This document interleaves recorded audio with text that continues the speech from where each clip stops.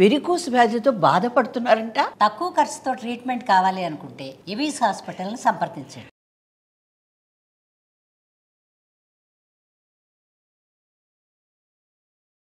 అమ్మ నమస్తే. నమస్తే అమ్మ.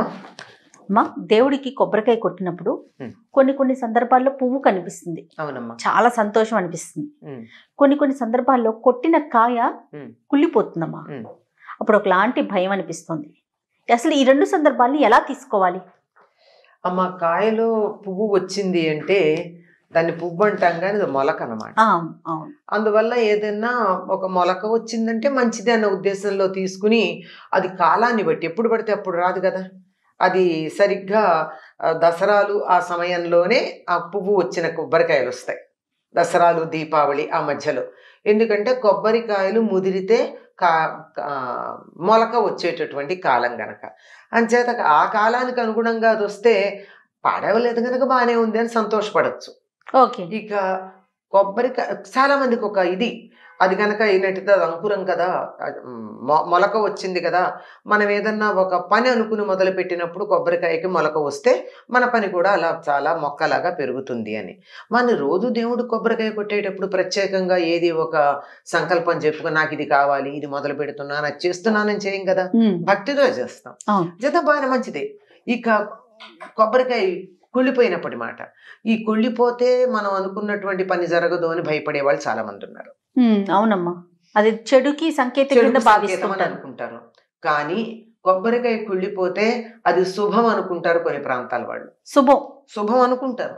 ముఖ్యంగా ఈ ప్రాంతంలో ఉన్న వాళ్ళు మనం ఒక కొబ్బరికాయ కొడితే కుళ్ళిపోయిందంటే కుళ్ళిపోయిందా మంచిది అంటారు. మనకున్న దిష్టి పోయిందని విన్నాను. అదే అందుకు మంచిది అనడానికి కారణం ఏంటంటే దిష్టి పోయిందా, చెడు అంతా మనకి రావాల్సిన చెడు అంతా కొబ్బరికాయ తీసుకుంది. ఆ కొబ్బరికాయ తీసుకుని అది చెడిపోయింది కనుక మనకంతా మంచి జరుగుతుంది అని అనుకుంటారు. ఇది కూడా అదే. ఏ సందర్భంలో ఏదన్నా మనం ఇవాళ కారు కొనుక్కున్నాం, ఆ కారుకు కొబ్బరికాయ కొట్టి మొదలు పెడదాం. లేదో బండి కొన్నాం, దాన్ని కొబ్బరికాయ కొట్టి మొదలు పెడదాం. ఎక్కడికన్నా పెడుతున్నాం, కొబ్బరికాయ కొట్టి మొదలు పెడదాం అనుకున్నప్పుడే ఈ సంకేతాలు. మన నిత్యకృత్యంగా ఏదో ప్రతి వాళ్ళు చాలా మందికి ఒక ఇది ఉంది. ఏదో శుక్రవారం ప్రతిరోజు ఇంట్లో కొబ్బరికాయ కొట్టేవాళ్ళు కొంతమంది, శనివారం తప్పకుండా కొబ్బరికాయ కొట్టేవాళ్ళు కొంతమంది, అట్లా వారాలు అలా ప్రతి వారం కొట్టే. ఆ సందర్భంలో ఏమీ ప్రత్యేకంగా మనం ఇది కావాలి అని అనుకోలేదు కదా. అసలు అక్కడ ఆలోచనే రాదు. మనం 10 అరటిపళ్ళు తెచ్చాం, ఒకటి కిందిలా పెట్టడం వల్ల అతుక్కుపోయింది, అతుక్కుపోయి పాడైంది. అదేమన్నా మనం దేవుడి కోసం తెచ్చిన అరటిపళ్ళ డజనో అరడజనో తెస్తే అక్కడ కింద పెడితే కిందది మెత్తబడిపోయి నల్లబడిపోయింది అని చెప్పి ఏమన్నా జుట్టు పీక్కుంటున్నామా? లేదు కదా. లేదు, ఇంట్లోనే దేవుడికి నైవేద్యం పెట్టడానికే బోర్డు తెచ్చాం, ఏవో పదార్థాలు వండుతున్నాం. అందులో ఒక కాయలో పురుగు వచ్చింది అంటే మా పనంతా అయిపోయిందని బాధపడతామా? లేదు కదా. అవన్నీ ప్రకృతి సహజం, జరుగుతూ ఉంటాయి. గుర్తుంచుకోవాల్సింది ఏమిటంటే కొబ్బరికాయని ఎన్నుకోవడం రాలేదు, ఈసారి నుంచి జాగ్రత్తగా ఎన్నుకోవాలి అని గుర్తుపెట్టుకోవాలి తప్ప దానివల్ల ఏదో కొంపలు మునిగిపోతాయని కానీ, ఏదన్నా అశుభం జరుగుతుందని కానీ, చెడేదో మీద పడుతుందని కానీ మనం భావించాల్సినటువంటి పని లేదు. ఓకే, అంతే. దాన్ని క్యాజువల్గా తీసుకోవడం చాలా సామాన్యంగా. దీనికి మా గురువుగారు మరొక విషయం కూడా చెప్తారు. అది కూడా మనం పర్సనల్గా తీసుకుంటేనే బాధపడుతున్నాం కానీ లేకపోతే కాదు. ఆయన చెప్పిన ఉదాహరణ చెప్తున్నాను, నాది సొంతం కాదు. మన ఇంట్లో ఏదో ఒక శుభకార్యం మొదలు పెడుతూ కొబ్బరికాయ కొడితే అది కుళ్ళిపోతే బాధపడుతున్నావా? అదే ఆఫీస్లో కొడితే బాధపడతావా? ఏదో ఆఫీస్లో దసరాల్లో చాలామంది పూజలు చేస్తుంటారు, ఏదో వినాయక చవితికి పూజ చేస్తారు, ఇంకెప్పుడో చేస్తారు. చేసినప్పుడు ఒక కొబ్బరికాయ కొట్టారు, కుళ్ళిపోయింది. ఎవరు బాధపడతారు? ఎవరు బాధపడరు. ఇంకోటి తీసుకురండి రా అంటారు, అంతేనా? అంత తేలికగా తీసుకోవాలే తప్ప, ఆయన చెప్పిన ఉదాహరణే నేను చెప్తున్నా, అంత తేలిగ్గా తీసుకోవాలి. కానీ నీకు ఇంకా నైవేద్యం పెట్టాలి, ప్రసాదం తినాలి, ఇలాంటి కోరిక నీ మనసులో ఉంటే ఇంకో కొబ్బరికాయ తెచ్చుకో, లేదంటే పర్వాలేదు, ఇవాళకి ఇంతే నాయన, నీకు కొబ్బరికాయ లేదు, అంతే, నేను తెచ్చాను. కాకపోతే అక్కడ గుర్తుంచుకోవాల్సిన విషయం ఏమిటంటే ఈ తెచ్చేటప్పుడు మంచివి ఎన్ని తేవడానికి నేర్చుకోవాలి. కొంచెం సెలక్షన్ రావట్లేదు, నీకు తేడా వచ్చింది, జాగ్రత్తగా చూసుకోమని దానికి సంకేతమే తప్ప దీనివల్ల మునిగిపోయేది ఏమీ లేదు. ఇది దేనికి సంకేతం కాదు. మనం తీసుకొచ్చి పండు నైవేద్యం పెట్టాం, మంచి జామ పండు బ్రహ్మాండంగా ఉంది, జామ పండు పెట్టాం, తిందాం కదా అని కోసాం, లోపల పురుగు కనపడింది. ఏమన్నా అయిపోయిందా ప్రపంచం? అప్పుడేం బాధపట్టలేదే.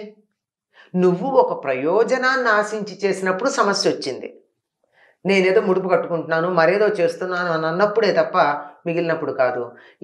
దీనివల్ల మంచి చెడు అన్న సంకేతం దేనికి అంటే, నేను దాన్ని పర్సనల్గా తీసుకున్నప్పుడు, నా సొంత ప్రయోజనాన్ని ఆశించి చేసినప్పుడు వస్తుంది తప్ప భగవంతుడికి నైవేద్యానికి పెట్టడానికి తెస్తే మాత్రం అందులో అసలు బాధపడాల్సిన పనే లేదు. సహజం. అంతే. కొబ్బరికాయల్లో ఒకటి కుళ్ళడం తప్పేముంది? కుళ్ళింది, నీకు సరైంది తీసుకురావడం చేతకాల, అంతే. జాగ్రత్త పడు. లేదు కదా. లేదు, ఇంట్లోనే దేవుడికి నైవేద్యం పెట్టడానికే బోర్డు తెచ్చాము, ఏవో పదార్థాలు వండుతున్నాం, అందులో ఒక కాయలో పురుగు వచ్చింది అంటే మా పని అంతా అయిపోయిందని బాధపడతామా? లేదు కదా. అవన్నీ ప్రకృతి సహజం, జరుగుతూ ఉంటాయి. గుర్తుంచుకోవాల్సింది ఏమిటంటే, కొబ్బరికాయని ఎన్నుకోవడం రాలేదు, ఈసారి నుంచి జాగ్రత్తగా ఎన్నుకోవాలి అని గుర్తుపెట్టుకోవాలి తప్ప దానివల్ల ఏదో కొంపలు మునిగిపోతాయని కానీ, ఏదన్నా అశుభం జరుగుతుందని కానీ, చెడేదో మీద పడుతుందని కానీ మనం భావించాల్సినటువంటి పని లేదు. ఓకే, అంతే. దాన్ని క్యాజువల్గా తీసుకోవడం చాలా సామాన్యంగా. దీనికి మా గురువుగారు మరొక విషయం కూడా చెప్తారు. అది కూడా మనం పర్సనల్గా తీసుకుంటేనే బాధపడుతున్నాం కానీ లేకపోతే కాదు. ఆయన చెప్పిన ఉదాహరణ చెప్తున్నాను, నాది సొంతం కాదు. మన ఇంట్లో ఏదో ఒక శుభకార్యం మొదలు పెడుతూ కొబ్బరికాయ కొడితే అది కుళ్ళిపోతే బాధపడుతున్నావా? అదే ఆఫీస్లో కొడితే బాధపడతావా? ఏదో ఆఫీస్లో దసరాల్లో చాలామంది పూజలు చేస్తుంటారు, ఏదో వినాయక చవితికి పూజ చేస్తారు, ఇంకెప్పుడో చేస్తారు. చేసినప్పుడు ఒక కొబ్బరికాయ కొట్టారు, కుళ్ళిపోయింది, ఎవరు బాధపడతారు? ఎవరు బాధపడరు. ఇంకోటి తీసుకురండి రా అంటారు, అంతేనా?